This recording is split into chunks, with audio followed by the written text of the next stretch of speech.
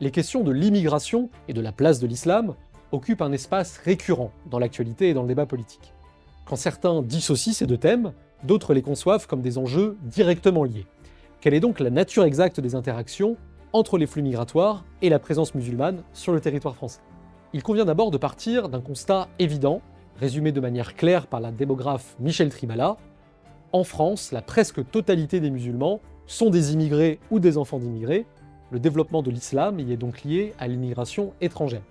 En effet, selon la plus récente enquête Trajectoire et Origine menée par l'INSEE et l'INED, 44% des immigrés et 32% des descendants d'immigrés se déclarent musulmans dans notre pays, contre à peine 1% des Français sans ascendance migratoire. Le différentiel est évidemment très marqué selon les origines migratoires, avec des pointes à près de 90% de musulmans déclarés parmi certains pays d'origine. Le facteur migratoire joue donc un rôle déterminant dans la croissance rapide de la présence de l'islam sur les territoires, et ce de trois façons différentes. D'abord par l'accélération des flux entrants. Une grande partie des nouveaux arrivants viennent de pays musulmans. L'analyse de l'Observatoire de l'immigration et de la démographie démontre que les citoyens d'États à majorité musulmane ont représenté 72% des bénéficiaires d'un primo-titre de séjour parmi les 20 principales nationalités bénéficiaires en 2021.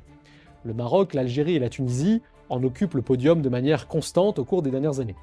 Nos calculs établissent aussi qu'en 2022, les ressortissants de pays à majorité islamique ont représenté 61% des primo-demandeurs d'asile en France. Le trio de tête des États d'origine était là aussi occupé par 3 pays musulmans, l'Afghanistan, le Bangladesh et la Turquie. Le deuxième moteur à l'œuvre est celui des indices de fécondité spécifiques à certaines populations immigrées de culture musulmane. Selon une étude publiée par l'INED en 2019, qui se fondait sur des données de natalité pour l'année 2014, les femmes immigrées algériennes en France avaient en moyenne 3,69 enfants par femme. C'était non seulement le double des femmes non immigrées, mais aussi plus que les femmes algériennes en Algérie, où la fécondité était seulement de 3 enfants par femme. Le même genre de différentiel valait pour les immigrées marocaines, tunisiennes ou turques. Enfin, le troisième levier a partie lié avec la transmission familiale de la religion, qui est plus forte dans les familles musulmanes, toutes origines confondues. La dernière enquête INSEE-INED à ce sujet nous apprend que 91% des personnes élevées dans des familles musulmanes continuent à revendiquer la religion de leurs parents. Comme le formule l'INSEE, les immigrés venant de pays de tradition musulmane sont les plus inscrits dans la religion, tandis que ceux originaires de pays européens à dominante chrétienne ou d'Asie déclarent moins souvent une affiliation.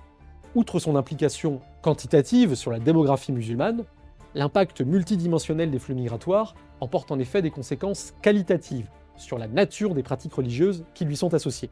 La part globale des femmes musulmanes portant le voile islamique en France a augmenté de moitié en une décennie, entre 2009 et 2020, toujours selon les données INSEE-INED. Or, l'ampleur de cette hausse varie nettement selon les origines migratoires.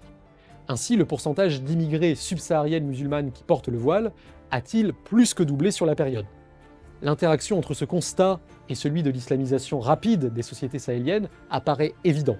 Par les mécanismes de capillarité propres au phénomène de diaspora, les flux migratoires importent sur le sol français les tendances de l'islam à l'œuvre dans les pays d'origine.